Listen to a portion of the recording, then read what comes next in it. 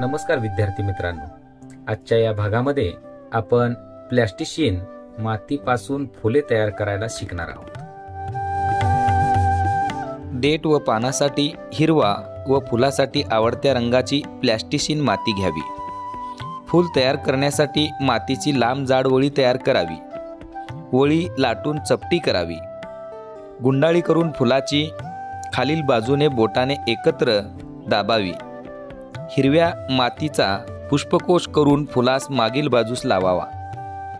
हिरवी प्लॅस्टिशियन माती व तार यांच्या साह्याने देठ तयार करावा।